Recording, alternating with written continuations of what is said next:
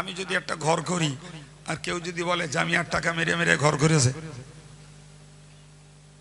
অথচ অরিজিনাল কথাটা 100 ভাগ মিথ্যা কথা, তাহলে গুনাহ হবে না? হবে না?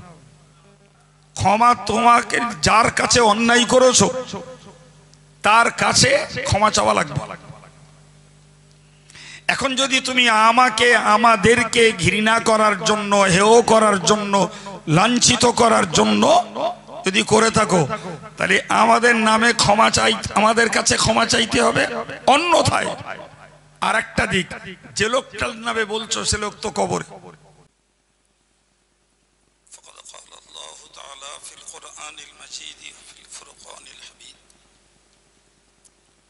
سابقوا إلى مغفرة من ربكم وجنة عرضها كعرض السماء والأرض أعدت للذين آمنوا بالله ورسوله ذلك فضل الله يؤتيه من يشاء الله ذو الفضل العظيم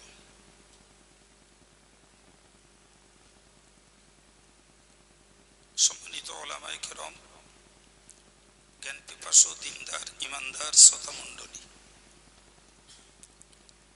সন্ধ্যা থেকে পর্যন্ত আপনাদের মনোনীত একাধিক বক্তাদের ওয়াজ শুনেছেন।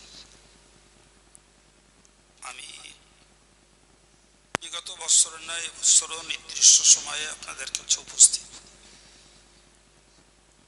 লম্বা চড়া ওয়াজ করবার মতন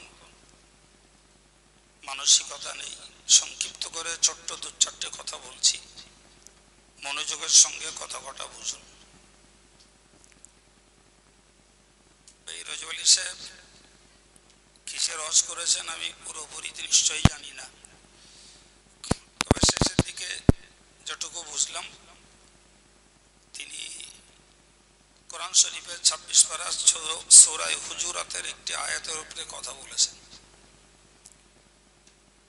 যেখানে রয়েছে এক সম্প্রদায় যেন আরেক সম্প্রদায়কে ঠাট্টা বিদ্রুপ না করে, একজন মহিলা আর একজন মহিলাকে যেন ঠাট্টা বিদ্রুপ হেয় লাঞ্ছিত না করে, তাই তো নাকি? তো আমি অন্য কিছু আর না বলে খুব সংক্ষিপ্ত আকারে ওর পরের কয়েকটা কথা আপনাদের বলছি। কয়েকটা কথা বলছি। নাম্বার 1, আল্লাহ বলেছেন ওয়ালা তানাবাসু বিল আলকাব, তোমরা কাউকে মন্দ উপাধিতে ডেকো না, মন্দ উপাধিতে ডেকো না। এই মন্দ উপাধিতে ডাকার অর্থ হলো প্রত্যেকটা মানুষের একটা নির্দিষ্ট নাম আছে, তো সেই নামের সঙ্গে কোনো সম্পর্ক থাকে না এমন কিছু উপাধি, এমন কিছু সম্বোধন তাদেরকে করা হয় যেগুলো বাস্তবিকই তার কাছে কষ্টের। তো আল্লাহ পাক সামাজিকতার শান্তি বজায় রাখার জন্য যেমন বলেছেন একে অপরকে ঠাট্টা বিদ্রুপ করো না, কারণ হতে পারে যাকে ঠাট্টা করছো সে তোমার থেকেও ভালো। আল্লাহ পাক কোরআনে বলেছেন ফালা তুযাক্কু আনফুসাকুম, তোমরা নিজেরা নিজেদেরকে নির্দোষ মনে করো না, কারণ হুয়া আ'লামু বিমান ইত্তাকা, কে সবথেকে খোদা ভীরু সেটা আল্লাহ ভালো জানেন, কে খোদা ভীরু সেটা আল্লাহ ভালো জানেন। অতএব তুমি নিজে নিজেকে নির্দোষ, সাধু, সজ্জন ভেবো না। আমরা সাধারণত যেটা করে থাকি, আমি পরকে ভুল ধরি, কিন্তু মনে রাখতে হবে অন্যের মধ্যে যেমন ভুল আছে আমার মধ্যেও ভুল থাকতে পারে, ঠিক না ভুল? এই জন্য একজন কবি বলেছেন ফিকা উয়ুবুন ওয়ালিন্নাসি উয়ুব, তোমার মধ্যেও দোষ রয়েছে আর লোকেরও দেখার চোখ আছে। কথা বোঝা গেল কি? তোমার দোষ আছে সেটা লোকে জানে, লোকে দেখে, কিন্তু যারা ভদ্র মানুষ, শান্ত মানুষ, তারা ওটাকে নিয়ে চর্চাও করে না, বলেও না। যারা অভদ্র মানুষ এবং সংকীর্ণ মনা মানুষ, তারা অন্যের দোষ নিয়ে চর্চা করে। ঠিক না ভুল? প্রিয় ভাই আমার, কোরআন এই জন্য নিষেধ করলো, তোমরা কেউ কাউরে মন্দ উপাধিতে ডেকো না। পরের বাক্যে বলেছেন বিইসাল ইসমুল ফুসুক বাদাল ঈমান। মনে রাখো,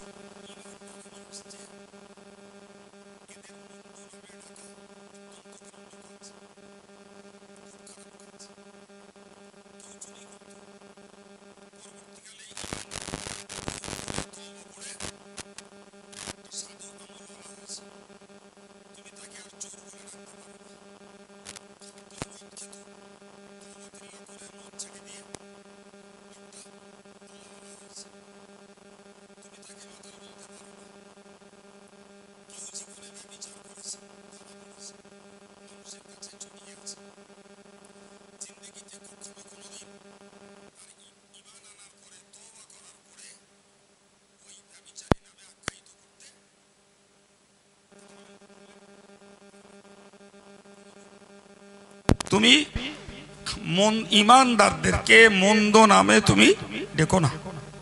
কোন মন্দ নাম ইমানদারের জন্য আল্লাহর কাছে ঘৃণ্য অপছন্দনীয়। প্রিয় ভাইরা আমার, ওই রজব আলী সাহেব একটা কথা বলছিলেন, যে বারবার নিমাই নিমাই করা হয়। আচ্ছা ভাই, আপনি বলুন তো একটা কথা, যে আমার দাদার নাম ছিল নঈমুদ্দিন। কি নাম ছিল? নঈমুদ্দিন। তো জানেন তো কালিমুল্লাহ নাম হয়ে যায় কালু, কেলো। রজব আলী নাম হয়ে যায় রজো। কথা বলে? হ্যাঁ। তো তার অরিজিনাল নাম ছিল নঈমুদ্দিন, সমাজের প্রচলিত হয়েছে নিমাই। হতেই পারে জি।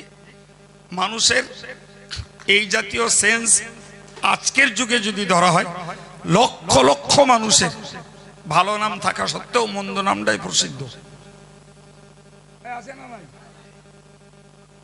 এখন যদি কেউ ওইটাকে তাচ্ছিল্যের সঙ্গে ঘৃণার সঙ্গে ডাকে, তো শুধু তাচ্ছিল্য করা হচ্ছে না, রীতিমতো কোরআনের বার্তাকে উপেক্ষা করে মন্দ নামে ডেকে নিজেরা পাপের বোঝা ঘাড়ে করা হচ্ছে।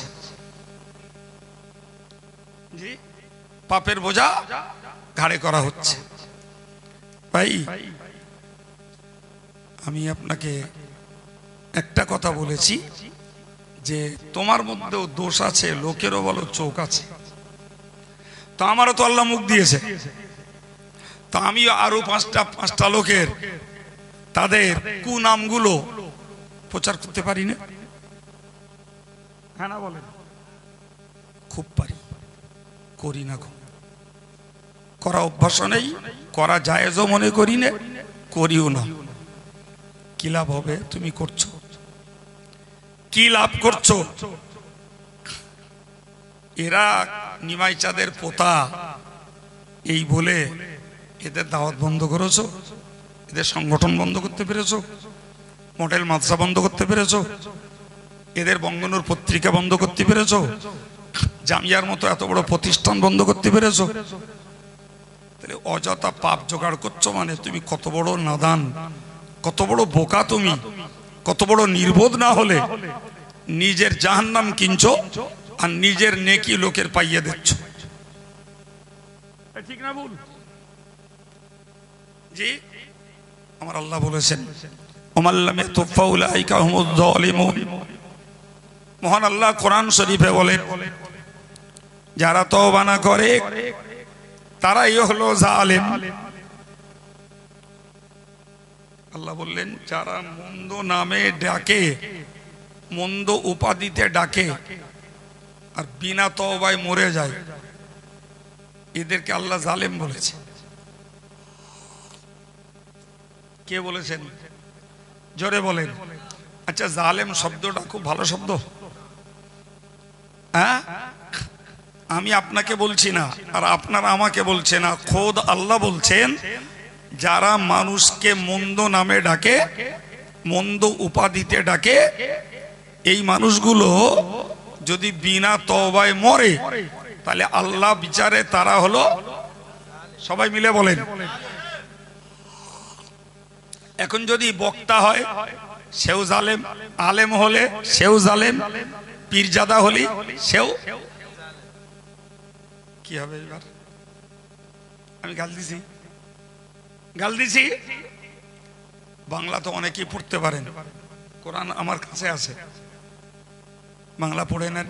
যে যারা মন্দ নামে কাউকে ডেকেছে, মন্দ উপাধিতে কাউকে ডেকেছে, তাকে আল্লাহ বলেছেন বিনা তওবায় মরলে। এখন বলেন, কেউ যদি কাউকে মন্দ নামে ডাকে, যে নামে ডাকলে সে অসন্তুষ্ট হয়, যে নামটাকে তুমি ঘৃণার সঙ্গে ব্যবহার করছো, এখন তোমার মনে হয়েছে ভুল করেছি, ওতে তওবা করব। তওবার একটা মানে হলো তুমি আর বললে না, ফিরে এলে, কিন্তু আগে যা বলে রেখেছো ওর ক্ষমাটা কেডা করবে? আল্লাহ করবে। কথা বলেন না কেন? মোটেই না। ক্ষমা আল্লাহ করবে? হ্যাঁ, তাহলে ক্ষমা আল্লাহ করবে না। ক্ষমা তোমাকে যার কাছে অন্যায় করেছো তার কাছে ক্ষমা চাওয়া লাগবে। এখন যদি তুমি আমাকে, আমাদেরকে ঘৃণা করার জন্য, হেয় করার জন্য, লাঞ্ছিত করার জন্য যদি করে থাকো, তাহলে আমাদের নামে ক্ষমা চাই, আমাদের কাছে ক্ষমা চাইতে হবে। অন্যথায় আর একটা দিক, যে লোকটার নামে বলছো সে লোক তো কবরে, তার কাছে ক্ষমা চাইতে হবে। যারা এই সর্বনাশ করছে এরা নিজেরাও ক্ষতিগ্রস্ত হচ্ছে, আর এই সাপোর্টার মূর্খ জনগণকে তারা ক্ষতিগ্রস্ত করছে। ঠিক না ভুল? ভাই, এর থেকে ভদ্র ভাষায় আমার আর বলার কিছু নেই। আমার আল্লাহ কোরআন শরীফে বলেছেন, ইয়া আইয়ুহাল্লাযীনা আমানু ইজতানিবু কাসীরাম মিনাজ-যন। আল্লাহ বললেন, হে ঈমানদারেরা, তোমরা ধারণা করা থেকে বাঁচো। কিসের থেকে বাঁচো? ধারণা করে কিছু বলো না। যে ব্যাপারে নিশ্চিত হও তবে সে কথাটা বলতে পারো। ধারণা করে কারণ নামে কোনো কিছু বলা যাবে না। জি, তুমি কাউকে চোর বলবে, কাউকে ব্যভিচারী বলবে, কাউকে তুমি অহংকারী বলবে, কাউকে তুমি মিথ্যাবাদী বলবে, এই জাতীয় বিষয়গুলি ধারণা করে বলার অধিকার আল্লাহ দেন। মনে রাখবেন, ধারণা কতটা ভয়ঙ্কর হতে পারে একটা কথায় বুঝুন। মনে ভাবুন, সকালবেলা একজন লোক গোসল করছে, রাস্তার পাশে পুকুর, রাস্তা দিয়ে লোক যাচ্ছে, তো কেউ ধারণা করলো লোকটা বলা স্ত্রী সহবাস করেছে তাই ফরজ গোসল করছে। কেউ ধারণা করলো ও লোকটা বোধহয় চোর, রাত্রি বোধহয় চুরিদারি করেছে, এবার গোসল করে গিয়ে ঘুমোবে। কেউ ধারণা করলো লোকটা রাতের বেলা লেবার দেয়, কোম্পানির কাজ করে, সারা রাত ডিউটি করে এসছে, এবারে বিশ্রাম করবে। কেউ ধারণা করলো, হতে পারে, বলা যায় না, লোকটা হয়তো রাত্রিবেলা নফল নামাজ, কোরআন তেলাওয়াত, তাহাজ্জুদ পড়ে, এখন একটু গোসল করে ঘুমোবে। কেউ ধারণা করলো ও লোক বোধহয় সকালবেলা 6টার ট্রেন ধরবে, কলকাতা যাবে, তাই বোধহয় গোসল করে নিচ্ছে। এই 5 রকমের ধারণা 5 জন করলো। শেষ পর্যন্ত খোঁজ করে দেখা গেল লোকটা রাতের বেলা খুব গ্যাস হয়েছে, শরীরটা খুব গরম, তাই গা ধরছে পেটটা ঠান্ডা করার জন্য। কিছু বুঝতে পারেননি বলেন? হ্যাঁ, তাহলে যেটা অরিজিনাল কারণ সেটা কেউ ধারণায় আনেনি, আর যে কটা ধারণায় এনেছে সব কটা মিথ্যা। ধারণার বশবর্তী হয়ে কথা বললে 1999টা এরম হয়। আমার আল্লাহ ওই জন্য বলেছেন, তোমরা ধারণা করা থেকে বাঁচো, ধারণা করো না। মনে রাখো, ইন্না বাগাদাজ-যন্নি ইসমুন, কিছু সংখ্যক ধারণা গুনার কাজ। তার মানে ধারণা ঠিক না হলে গুনাহ হবে, ধারণা ঠিক না হলে গুনাহ হবে। হ্যাঁ, আমি যদি একটা ঘর করি আর কেউ যদি বলে জামিয়ার টাকা মেরে মেরে ঘর করেছে, অথচ অরিজিনাল কথাটা 100% মিথ্যা কথা, তাহলে গোনা হবে না? হবে না? গোনা হবে তো, স্বাভাবিক। প্রিয় ভাইরা আমার, রজব আলী সাহেব যে পর্যন্ত কথা বলে গেছেন আমি তার প্রত্যেকেই বলছি হুবহু, একদম বাদশাহ দিয়ে না। তাহলে একটা মেসেজ পেলাম, কাউকে মন্দ উপাধিতে ডাকা যাবে না। দ্বিতীয়টা পেলাম, কাউকে মন্দ নামে ডাকা যাবে না। তৃতীয়টা পেলাম, যারা মন্দ শব্দ ব্যবহার করে এরা বিনা তওবায় মরে গেলে জালেম হবে। চতুর্থ পেলাম, তোমরা ধারণা করা থেকে বাঁচো। পঞ্চম পেলাম, ধারণার কথা গোনার কাজ হয়। জি। 6 নম্বর, ওয়ালা তাজাসসু, তোমরা গুপ্তচরগিরি করো না। মানুষের বদ স্বভাব আছে, লোকের দোষ খুঁটে খুঁটে বেড়ায়, আছে না নাই? লোকের দোষ খুঁটে বেড়ায়, কে কি করেছে, কে কি বলেছে, এই নিয়েই তাদের ধ্যান জ্ঞান, এই নিয়েই। আল্লাহ বললেন তুমি গুপ্তচরগিরি করো না। ভাই, সাধারণ মানুষের মাঝে গুপ্তচরগিরি মানেই হলো মানুষের দোষ মানুষের কাছে প্রকাশ করা। জি, আমি আমার দিয়ে বলি, ধরে নেন একজন ব্যক্তি আমার পিছনে চৌকি দিচ্ছে। কি চৌকি দিচ্ছে? আমি সারা রাত অজ করে গিয়ে ফজরের নামাজ পড়ি কিনা, বুঝতে পারছেন? আচ্ছা, আমি ফজরের নামাজ পড়ি কিনা, তাহলে দুনিয়া, সারা দুনিয়ার লোকের তুলনায় প্রথম নম্বর বাড়ি গেলে জানতে পারবে আমার স্ত্রী,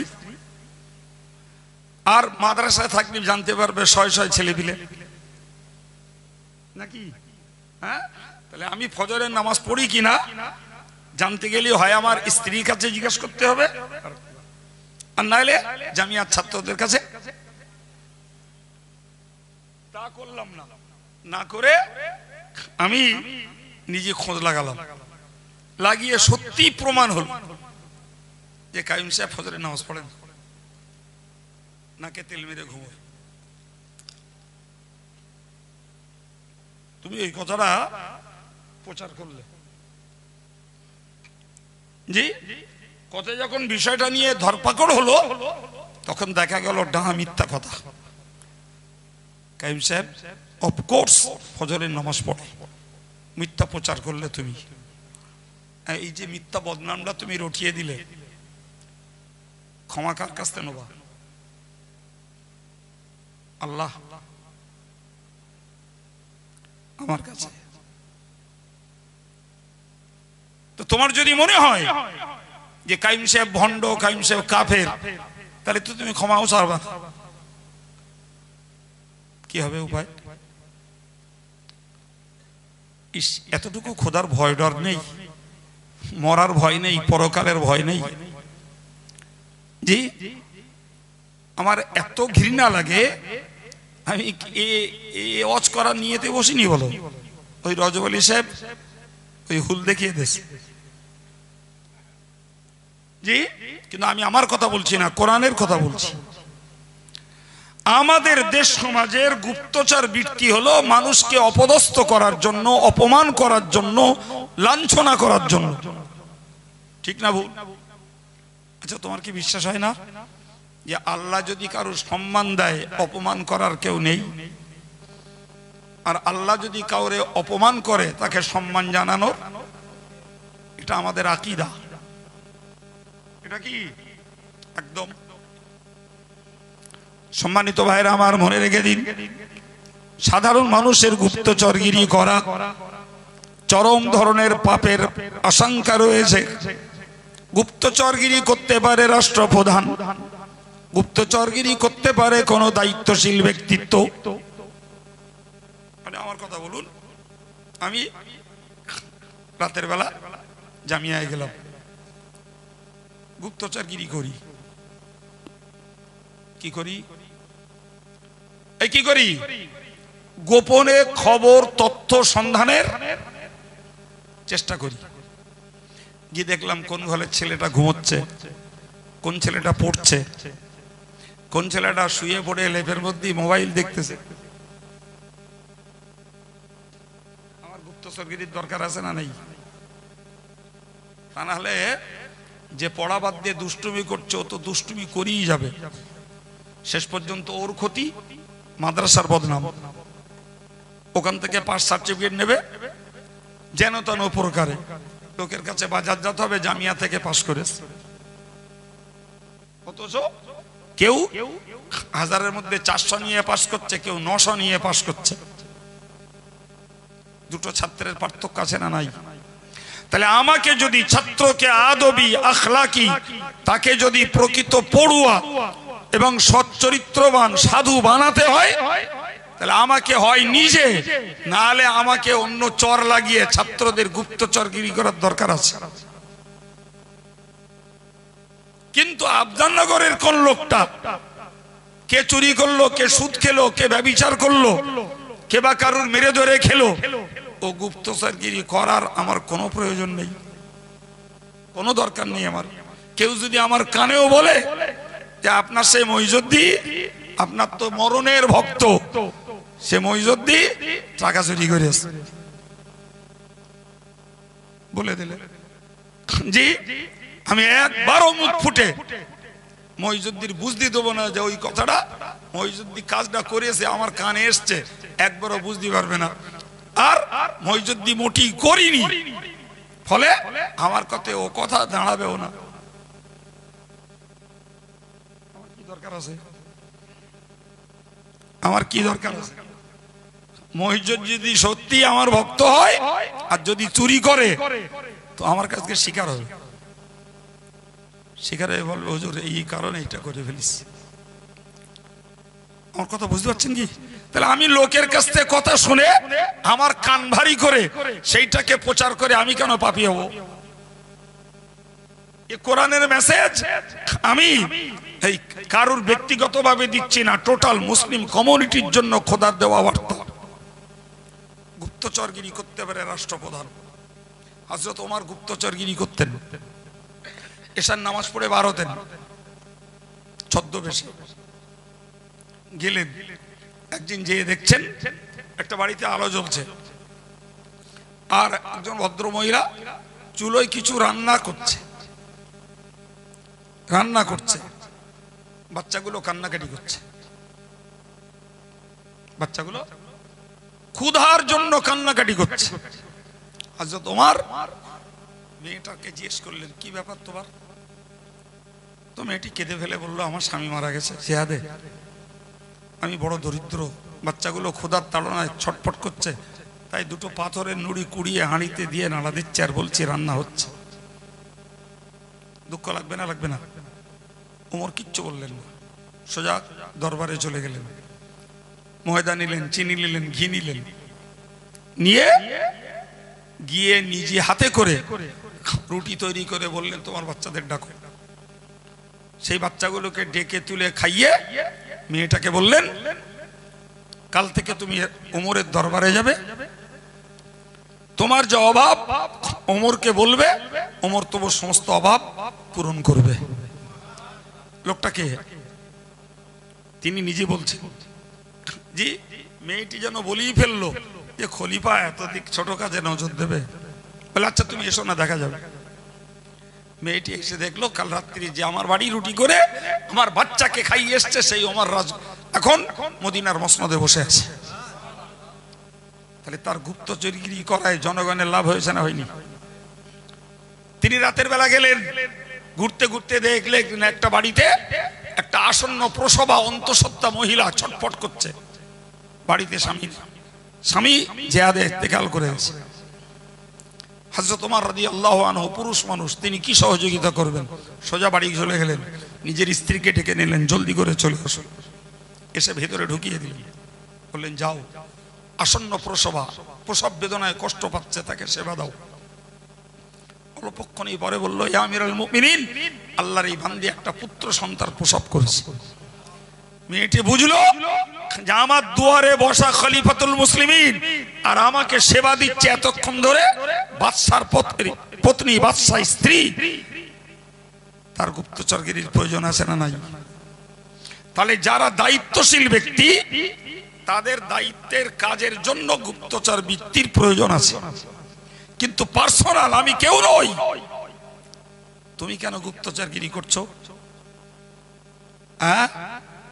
মানুষের দোষ খুঁজে খুঁজে বেড়াচ্ছ। যারা মানুষের দোষ জানা সত্ত্বেও গোপন করে, কিয়ামতের দিনে আল্লাহ তাদের দোষকে গোপন করে দেবে। জোরে বলে।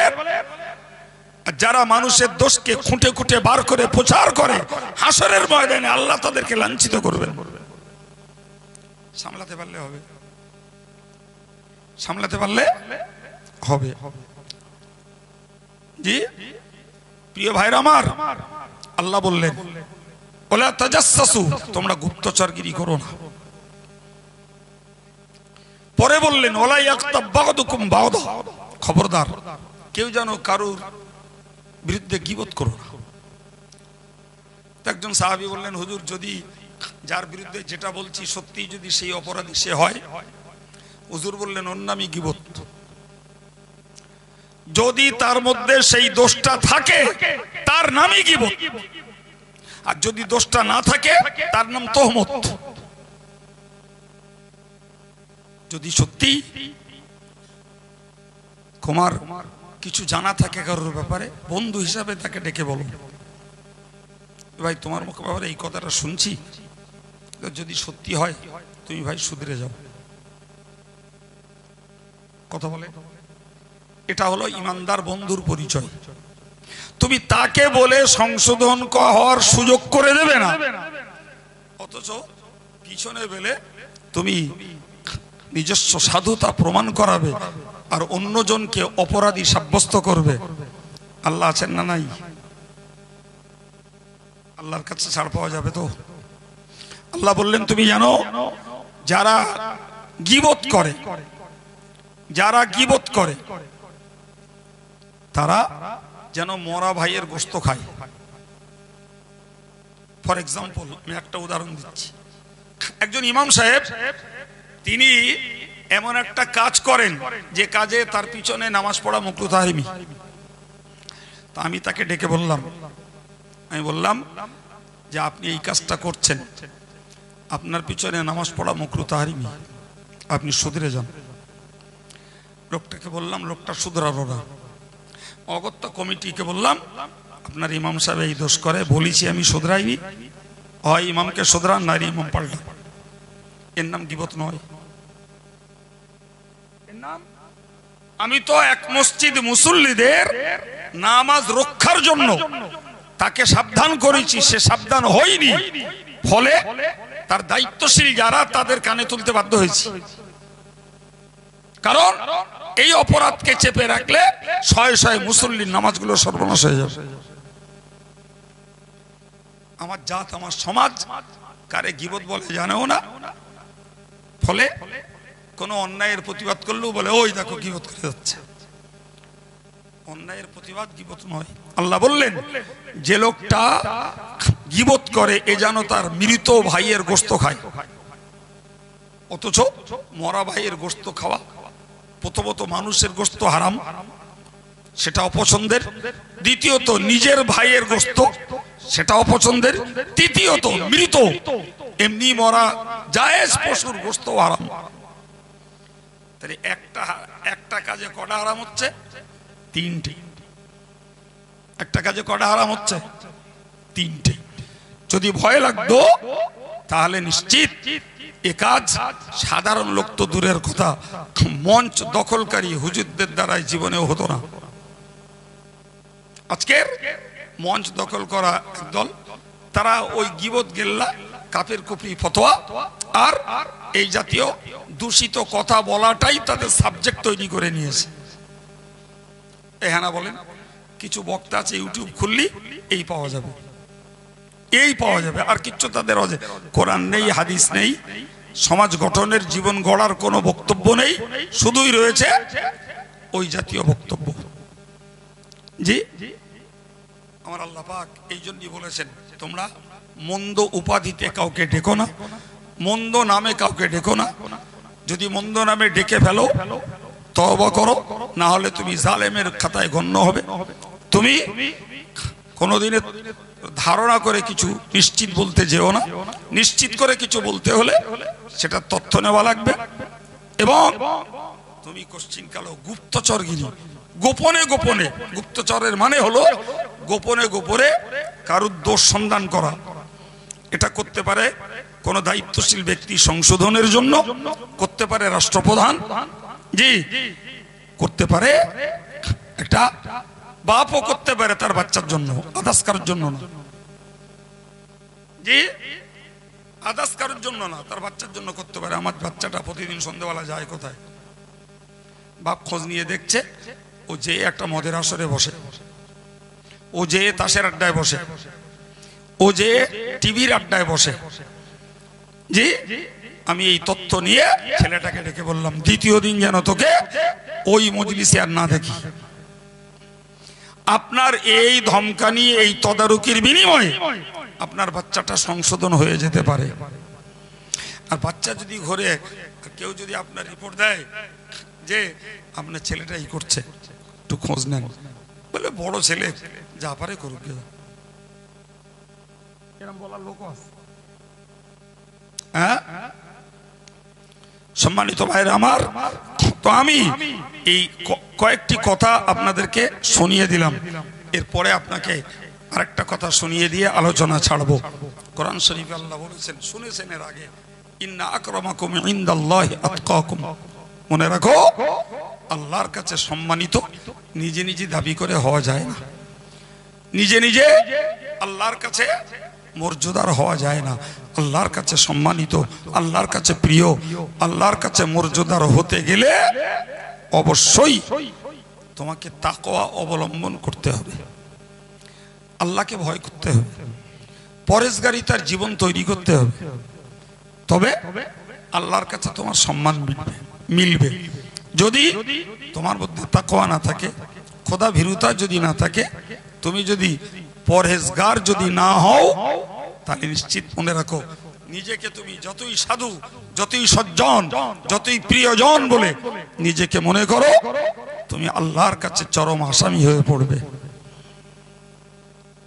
কি গো বাবু, এই ওয়াজ আমি করছি আপনাদেরকে সামনে পেয়ে, সামনে রেখে, কিন্তু এ ওয়াজ পড়ে আলেমরা, পড়ে কারা? তাহলে লোককে বলার আগে আলেমদেরকে এ ওয়াজের আমলওয়ালা হওয়া লাগবে, নাকি ভুল বলছি? আরে তার তো জ্ঞানচক্ষু খুলেছে, আমি অন্যকে বলবো তার আগে নিজে জ্ঞানটা জোগাড় করেছি, তাহলে আমলটা আমাকেই আগে করা লাগবে, তারপরে অন্যকে আমি বলতে পারবো। ভাই, এগুলো কোরআনের বার্তা, এই কাজগুলো আমাদের দ্বারা না হয়, সবাইকে সচেতন হওয়া দরকার। জি প্রিয় ভাইরা আমার, তাহলে আল্লাহ পাকের বক্তব্য হলো, যারা যত তাকওয়া করে, যত পরেশগারি হয়, যত আল্লাহকে ভয় করে চলে, তাদের সম্মান তত বেশি। ইন্নাল্লাহ আলিমুন খবীর, আল্লাহ বললেন, কে কত তাকওয়া করে তার সূক্ষ্ম খবর আমি জানি। কেডা জানে? কে জানে? তাহলে আপনি নিজেকে নিজে মুত্তাকি মনে করছেন, নিজেকে নিজে পরেশগার মনে করছেন, নিজে নিজেকে খোদা ভীরু মনে করছেন, আল্লাহ আসলটা জানে। বল, আসলটা একদম একদম জানে। সুতরাং আসলটা যখন আল্লাহ খবর রাখে, তাহলে সত্যের বিকাশ আর প্রকাশ একদিন ঘটবেই, একদিন ঘটবেই, কোন অবস্থায় যাবে না। সম্মানিত ভাইরা, যে আল্লাহকে বিশ্বাস করি, ইন্নাহু আলিমুম বিযাতিস সুদূর, তিনি অন্তরের গোপন কোণের মালিক। সুবহানাল্লাহ বলেন। যিনি সাত তবক জমিনের নিচের একটা পিপিলিকার চলন শুনতে পান, কালো পিপিলিকাটাকে যিনি দেখতে পান, এই বিশ্বাসটা যদি একজন ইমানদারের কলবে বদ্ধমূল হয়, ভাই, তার দ্বারাতে পরের পাপ নিজের ঘাড়ে নেওয়া তো দূরের কথা, নিজের পাপ করতে গেলেও জানটা ডরাবে। তাই যদি জান না ডরায়, নিজের পাপ নিজে করছি, পরের পাপ ঘাড়ে নিচ্ছি, এরপরেও জান ডরাচ্ছে না, তার মানেই হলো আল্লাহর প্রতি বিশ্বাসেরও ঘাটতি আছে। যে আল্লাহ অন্তরের গোপন কোণের খবর রাখে, যে আল্লাহ সাতমক জমিনের নিচের চলমান পিপিলিকার পায়ের আওয়াজ শুনতে পান, আর তার দৃশ্য যে আল্লাহ দেখতে পান, সেই আল্লাহর ভয় যদি সত্যি থাকতো তাহলে পরের পাপ ঘাড়ে নেওয়া তো দূরের কথা, নিজের পাপ করতে গেলেও ভয় লাগবে।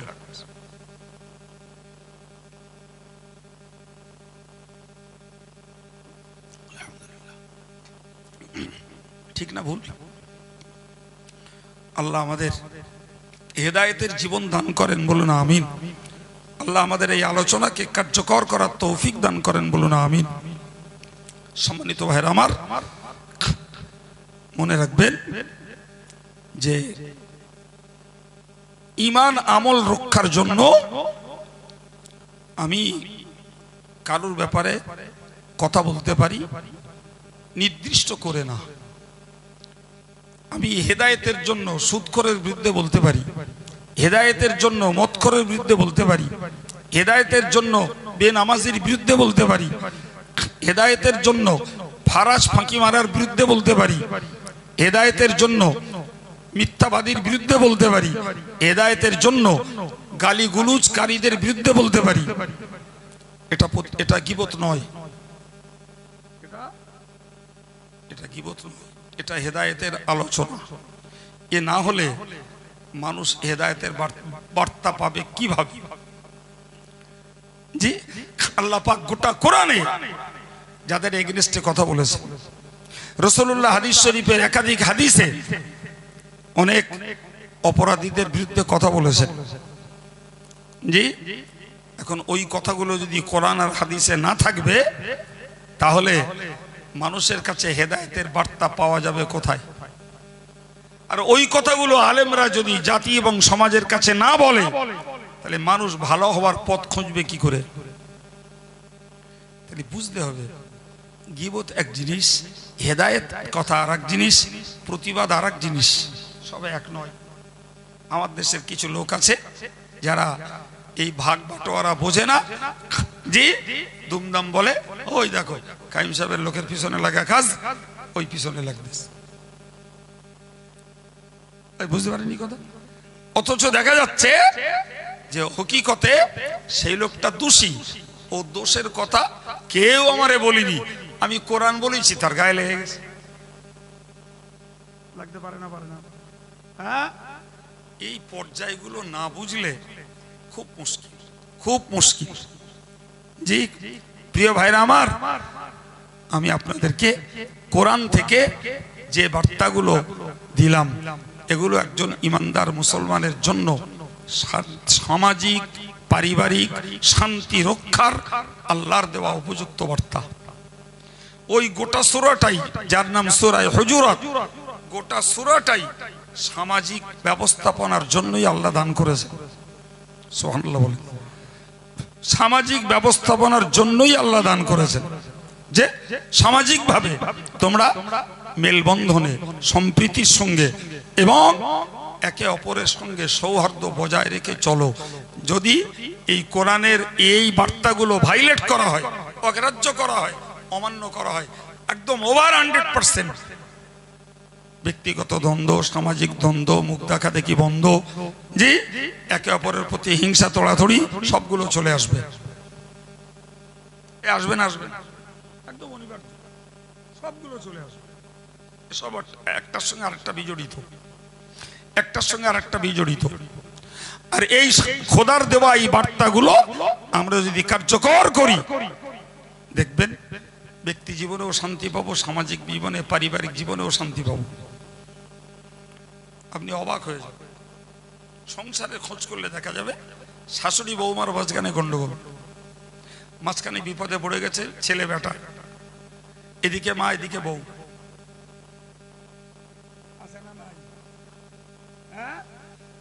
মা যে একবার বউর বিরুদ্ধে ছেলের কাছে বলছে, একবার বউ যে শাশুড়ির বিরুদ্ধে স্বামীর কাছে বলছে।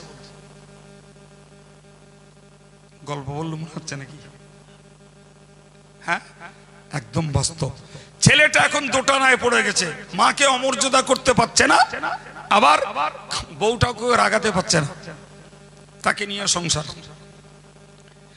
এই উভয় সংকট থেকে যদি একটা ছেলেকে, একটা স্বামীকে যদি বাঁচাতে হয়, তাহলে শাশুড়িকেও গীবত করা বন্ধ করতে হবে, বৌমাকেও গীবত করা বন্ধ করতে হবে। আর ছেলের যদি ভারসাম্য রক্ষা করে চলতে হয়, স্বামীকে, এই স্ত্রীকে এবং মাকে ভারসাম্য রক্ষা করে চলতে হলে তাকে এবার গোপনে গুপ্তচরগিরি করতে হবে। যে সত্যিকারের আমার মা যেটা বলছে আমার বড়টা দোষ কিনা, আর আমার বউ যেটা বলছে আমার মায়ের ওটা দোষ কিনা, এটা ভাবতে হবে, তার গুপ্তচরগিরি করতে হবে।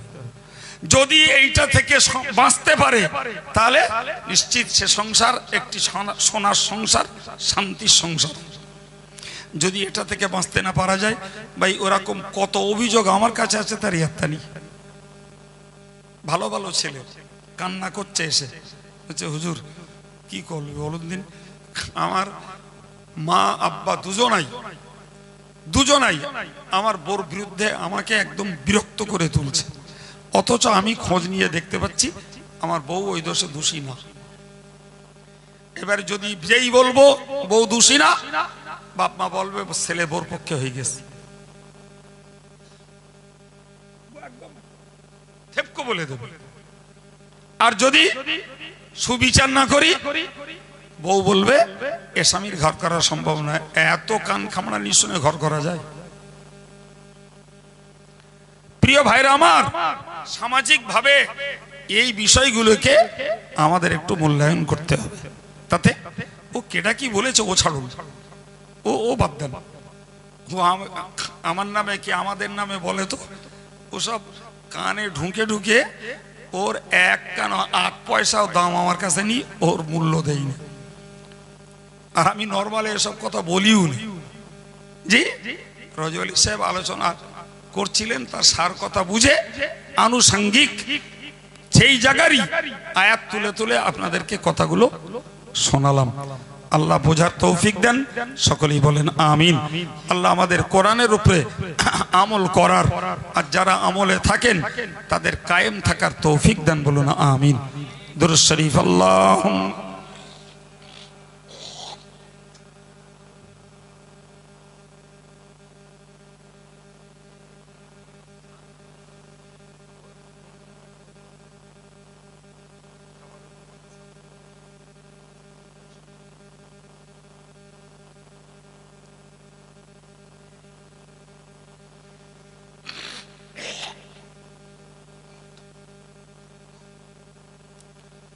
সম্মানিত ভাইরা, এটা তো আফজালনগরের শান্তি কমিটি সভা নাকি?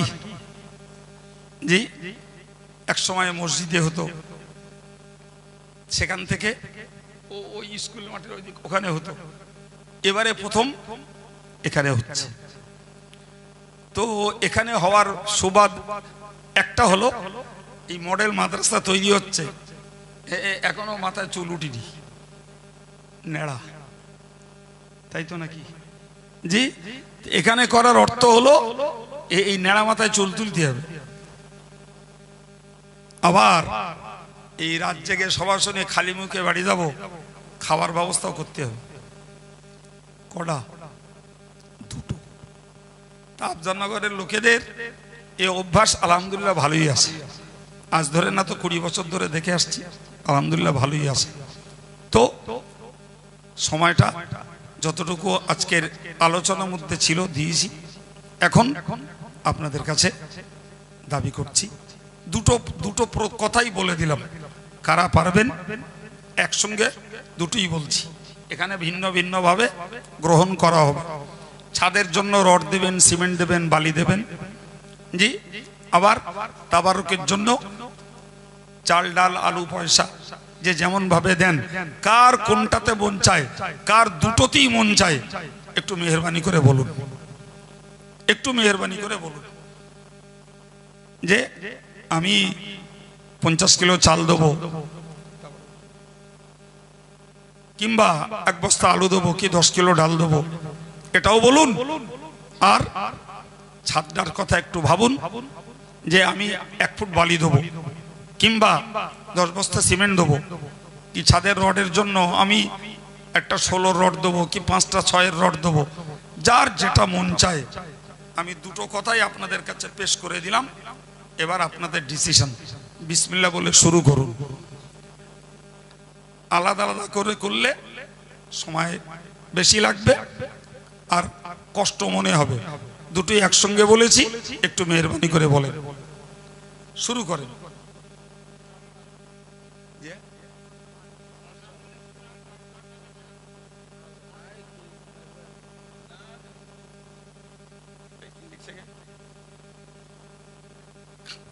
আমাদের আজহারউদ্দিন আব্বার জন্য 10 বস্তা মাটি দেবেন।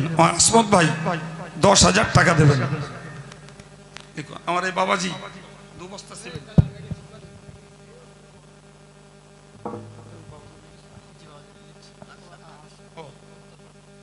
উত্তরপাড়ায় বাড়ি বাবাজি আরশাদ আলী সাহেব, তিনি 2 বস্তা সিমেন্ট দেবেন। জোরে বলুন মারহাবা। নারায়ে তাকবীর, আল্লাহু আকবার, নারায়ে তাকবীর, আল্লাহু আকবার।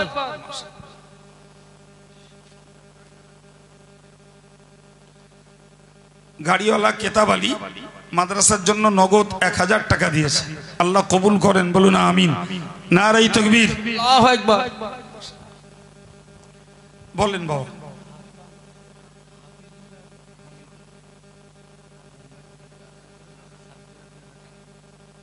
হাফিজুল এবং হামিদুল দুজনাই বোম্বে থাকে, তারা সেখানে একটা ব্যবসা চালাচ্ছে, আল্লাহ বরকত দেন। তারা ছাদের জন্য 3000 টাকা দেবে। জোরে বলুন মারহাবা। নারায়ে তাকবীর, আল্লাহু আকবার।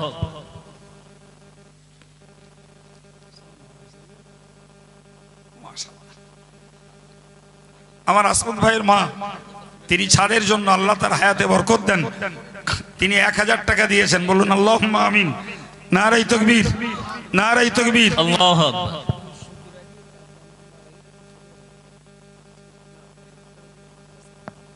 শুকুর আলী অনেক বাল্যবেলায় আব্বাকে হারিয়েছে, সে আব্বার কথা স্মরণ করে 5 বস্তা সিমেন্ট। জোরে বলুন মারহাবা। নারায়ে তাকবীর।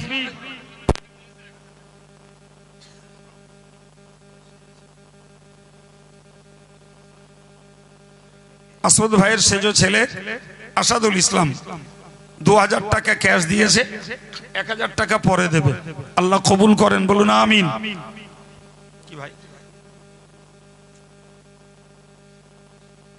আর ভাইয়ের সেজে মেয়ে 500 টাকা। আলহামদুলিল্লাহ, এক পরিবারের কয়েকজন ডোনার, আল্লাহ এদের কায়েম রাখুন, বলুন আমিন। ছোট মেয়ে ছাদের জন্য 3 বস্তা সিমেন্ট। জোরে বলুন মারহাবা। নারায়ে তাকবীর, আল্লাহু আকবার।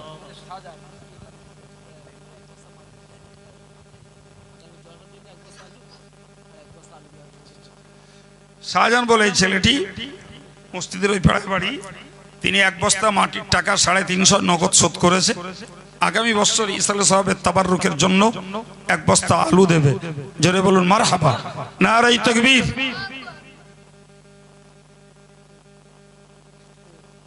বলেন বাবা। কমিটি ছেলেদেরকে বলবো একটা খাতা কলম নিয়ে মায়েদের কাছে যাওয়ার জন্য।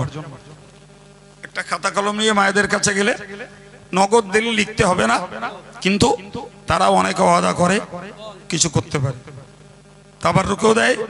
আজকের এই ছাদের জন্যও তারা 1 বস্তা সিমেন্ট দিলে দিতে পারে। একটু বলেন।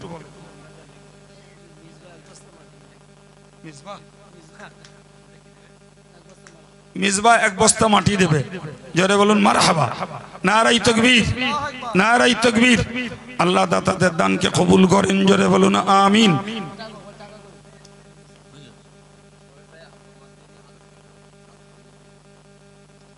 শোয়েব ভাই আব্বা মায়ের উদ্দেশ্যে ছাদের জন্য নগদ 1000 টাকা। শোয়েব ভাই, ও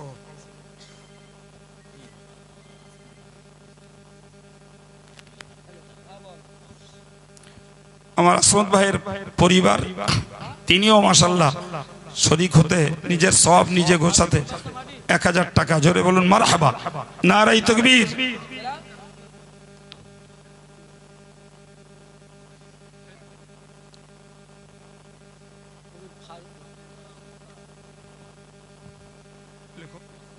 দক্ষিণ পাড়ার মুসা 2 বস্তা মাটি, জোরে বলুন মারহাবা, নারাই তাকবীর।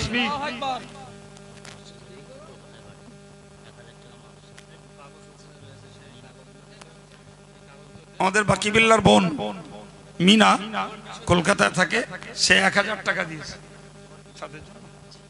আল্লাহ কবুল করুন, তেলাওয়াতের সওয়াব আল্লাহ দাতাদের জারি করে দেন।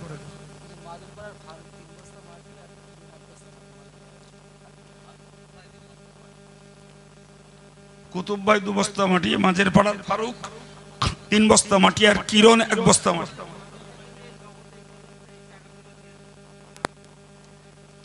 আচ্ছা আচ্ছা, হাজী হায়াত আলী সাহেব মোড় মাথা।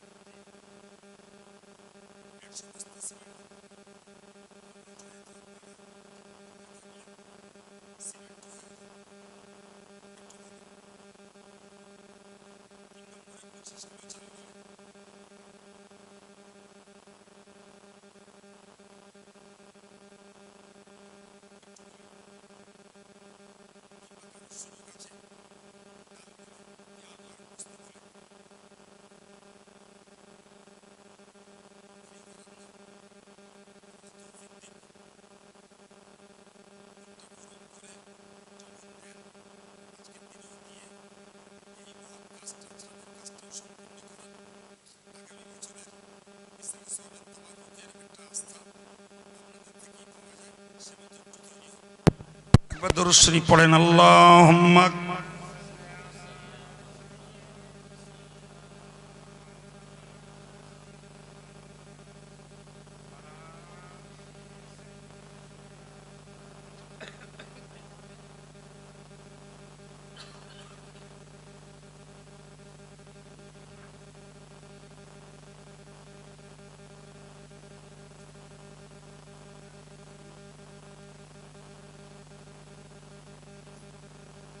কই বাবু একেবারে বসে গেলাম, একটু বলেন। যার যেমন চাহিদা, মাদ্রাসার জন্য কিংবা তাবাররুকের জন্য, যেটাই যার সুবিধা বলেন। সব আমাদেরই কাজ, আমাদের কি করতে হবে। 3 নম্বরে 25 কিলো চাল বলেন, কোন ভাই 1 বস্তা আলু বলেন, 10 কিলো ডাল বলেন।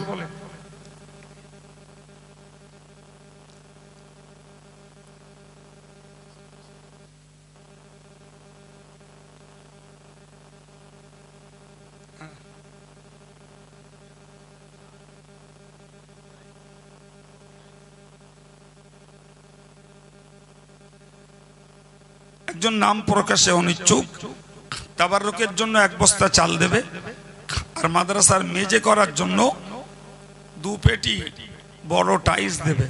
আল্লাহ কবুল করেন, বলুন আমিন। নারাই তাকবীর, নারাই তাকবীর।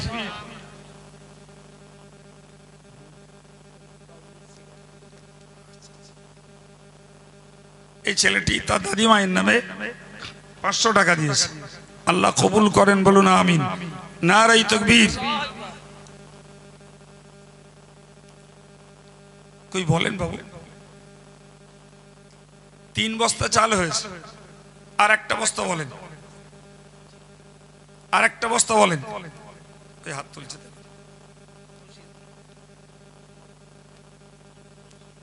আব্দুর রশিদ বাবাজি, তিনি 4 নম্বরে 25 কিলো চাল। জোরে বলুন মারহাবা। নারাই তাকবীর। আলু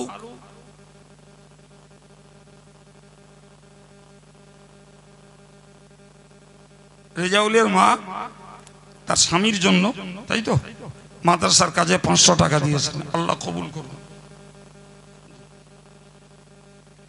মায়েরা মাদ্রাসার জন্য আরো কয়েকজন শরীক হয়েছে। ভাই আলু 3 বস্তা লাগে, 1 বস্তা হয়েছে, 2 বস্তা আলু বলেন বাবা। আব্দুল জলিল ভাই 25 কেজি চাল। জোরে বলেন মারহাবা। নারাই তাকবীর। আচ্ছা আচ্ছা, জলিল ভাইয়ের স্ত্রী 2 বস্তা সিমেন্ট।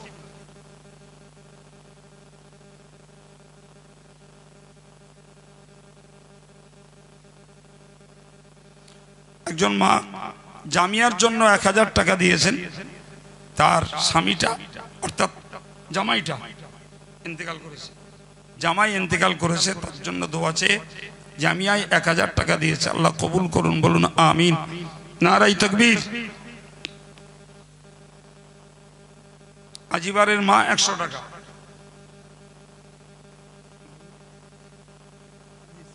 আজিজ মোল্লা 2 বস্তা সিমেন্ট। তাজমিরা আব্বার জন্য দোয়া চেয়ে 1000 টাকা, জোরে বলুন মারহাবা। গিয়াসউদ্দিন 1 বস্তা সিমেন্ট। তসলিমা বিবি 200 টাকা। সায়রা বিবি 100 টাকা। আমেনা বিবি 10 প্যাকেট লবণ, জোরে বলুন মারহাবা। নারায়ে তাকবীর, নারায়ে তাকবীর। আল্লাহ আমার ভাইদের মায়েদের দানকে কবুল করো, বলুন আমিন। নারায়ে তাকবীর।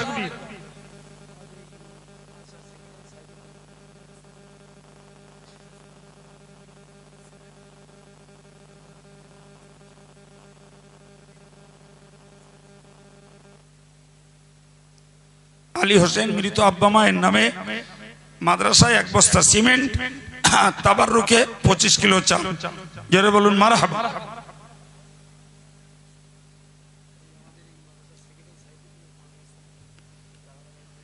মাদ্রাসা সেক্রেটারি সাইফুদ্দিন 5 বস্তা সিমেন্ট, জোরে বলুন মারহাবা। নারায়ে তাকবীর।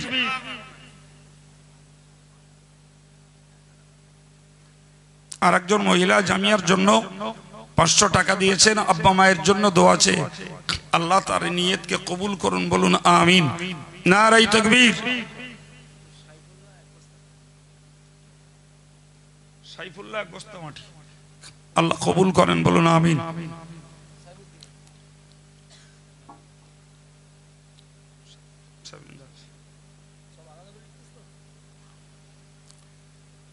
বলেন বাবা 2 নম্বরে 1 বস্তা আলু দেবেন কে?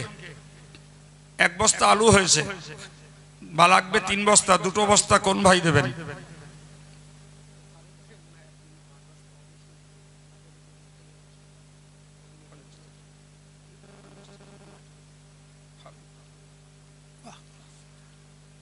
ফারুক নামে এই ছেলেটি, আপনারা সবাই চেনেন, আল্লাহ তাকে হেদায়েতের উপরে কায়েম রেখেছেন, বলুন আমিন।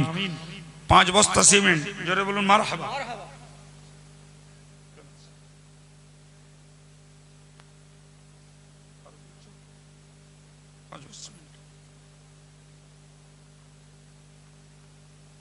ইসমাইল আব্বার জন্য 5 বস্তা সিমেন্ট, জোরে বলুন মারহাবা।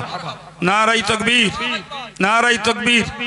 আল্লাহ দিন শিক্ষার এই ঘরকে দ্রুত বানিয়ে দেন, বলুন আমিন।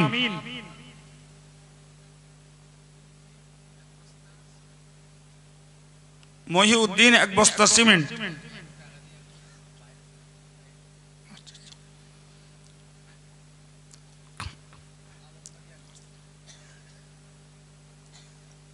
আলমবাড়ি 1 বস্তা চাল। জামায়ে একজন 100 টাকা দিয়েছেন, তার ছেলে বাইরে থাকে, তার দোয়ার জন্য আমি দোয়া করি, আল্লাহ পাক তার জানমালকে বিদেশে হেফাজত রাখেন, বলুন আমিন।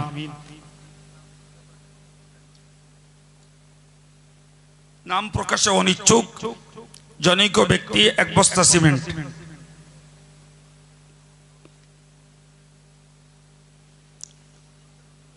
মোরমাথার রবিউল ইসলাম 5 বস্তা সিমেন্ট, আল্লাহ মঞ্জুর করুন, বলুন আমিন।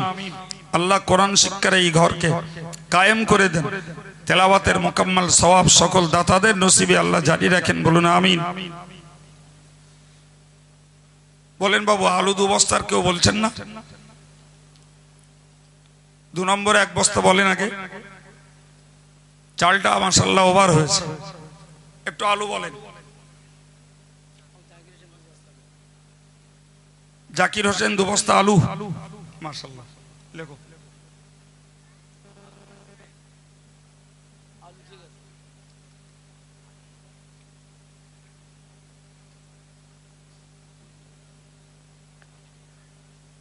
কেডা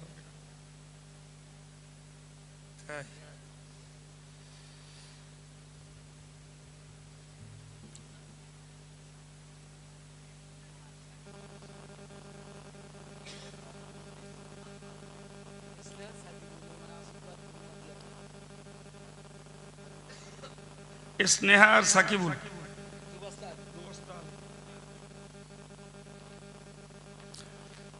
বলেন বাবু আলুর কাজ মিটেছে, আল্লাহ কবুল করুন।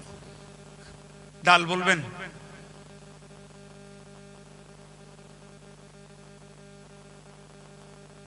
45 কিলো ডাল লেগেছে, সবার মেহমানদারি হবে। কারা কারা পারেন একটু একটু দায়িত্ব নেন। এবার তার বিরিয়ানি নয়, সুতরাং স্বল্পের ভিতর দিয়ে হয়ে যাবে ইনশাল্লাহ। একটু বলেন ডাল 5 কিলো 10 কিলো কে কি পারেন একটু বলেন।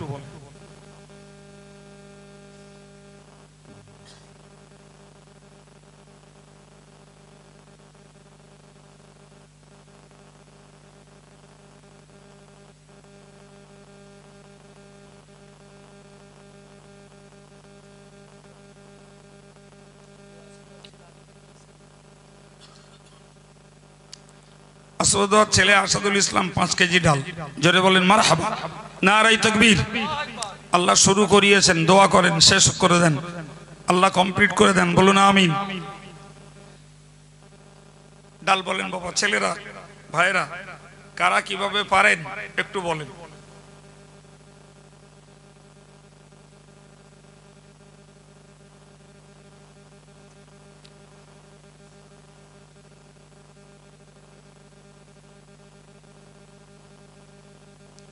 সাদ্দাম মাঝের পাড়ায় বাড়ি, বোম্বে থাকে, 2 বস্তা সিমেন্ট আব্বা আমার নামে, আল্লাহ কবুল করুন, বলুন আমিন। নারায়ে তাকবীর, নারায়ে তাকবীর। মহান ইসলামী জলসা, নারায়ে তাকবীর।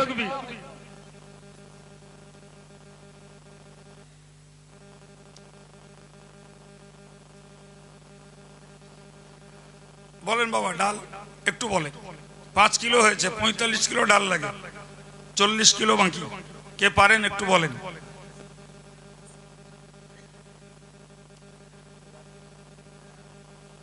আলী হোসেন ভাই আগে দিয়েছেন, ফের 5 কিলো ডাল দেবেন, জোরে বলেন আল্লাহুম্মা আমিন। নারায়ে তাকবীর।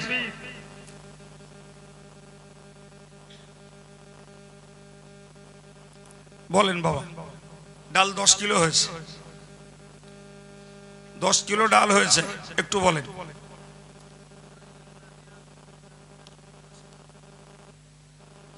রায়হান আর রিয়াজুল 2 ভাই মিলে 10 কেজি ডাল, আল্লাহ কবুল করেন, বলুন আমিন। নারায়ে তাকবীর।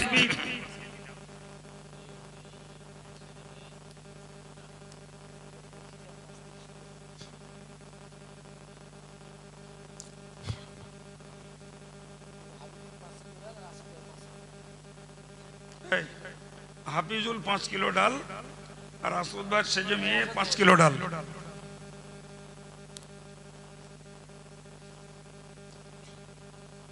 তিরিশ কিলো হয়েছে বাবা, আর 15 কিলো বাকি, একটু বলেন, একটু মন দেন, এটুকু হয়ে যাবে ইনশাল্লাহ।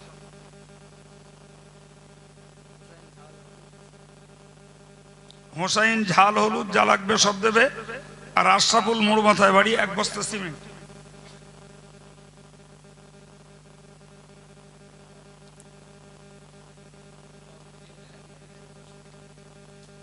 মাশাআল্লাহ, বাবুল আগে দিয়েছে, ফের খাবারের জন্য 10 কিলো ডাল দেবে, জোরে বলুন মারহাবা। নারায়ে তাকবীর। সালাউদ্দিন আদা রসুন সব দেবে।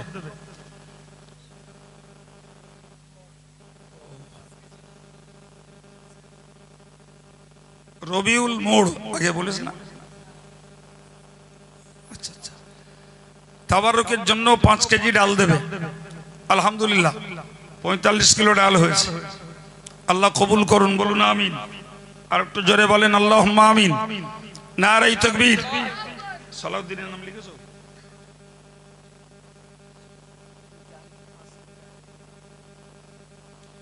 জাহাঙ্গীর 5 কিলো ডাল, বোম্বে থাকে, দোয়া চেয়েছে, আল্লাহ তাদের ইজ্জতের সঙ্গে রোজগারের রাস্তা দেন, জানমালের হেফাজত করেন, বলুন আমিন।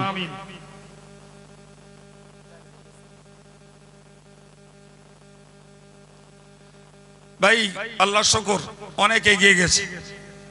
আদা রসুন, আদা রসুন, পেঁয়াজটা বাকি, আদা রসুন ঝাল হলুদ 4টি হয়ে গেছে, পেঁয়াজটা বাকি বাবা।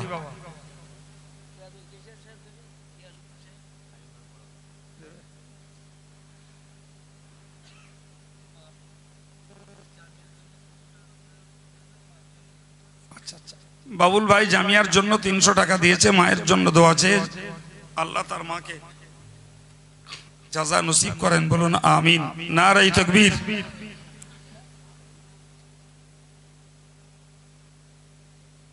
আফরিনা আর নিশানা দুজন 5 কেজি ডাল, জোরে বলুন মারহাবা। তাহলে পেজ আমাদের ক্যাশিয়ার সাহেব গিয়াসউদ্দিন, আল্লাহ কবুল করেন, বলুন আমিন। তো চাল ডাল আলু ঝাল পেঁয়াজ আদা রসুন হলুদ হয়েছে, বাকি রয়েছে তেল। বাবু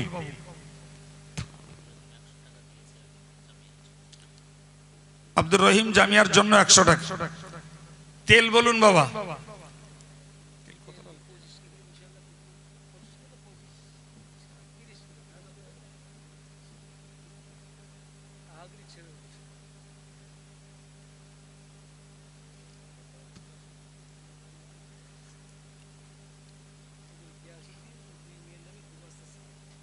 গিয়াসউদ্দিন 2 মেয়ের নামে 2 বস্তা সিমেন্ট, জোরে বলুন মারহাবা।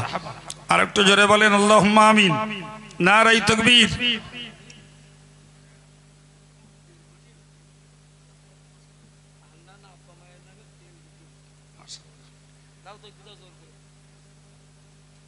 হান্নান দক্ষিণ পাড়ায় বাড়ি, আব্বা মায়ের নামে 2 টিন তেল, জোরে বলেন মারহাবা। নারায়ে তাকবীর। আল্লাহু আকবার। আল্লাহ কবুল করেন, জোরে বলুন আমিন। আমিন।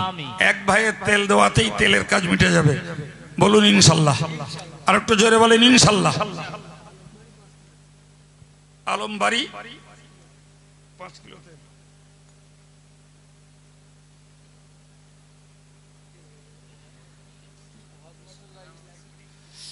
খুচরো কিছু মশলা লাগে বাবু,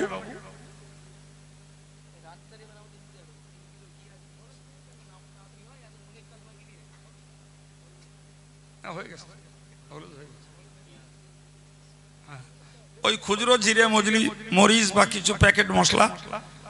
তো যদি একজন দায়িত্ব নেন এই মশলাগুলো দেব,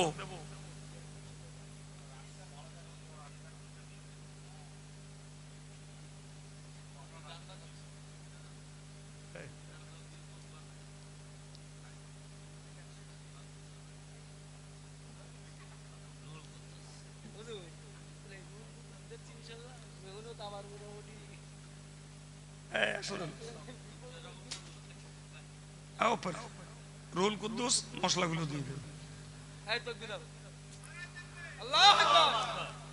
3 কিলো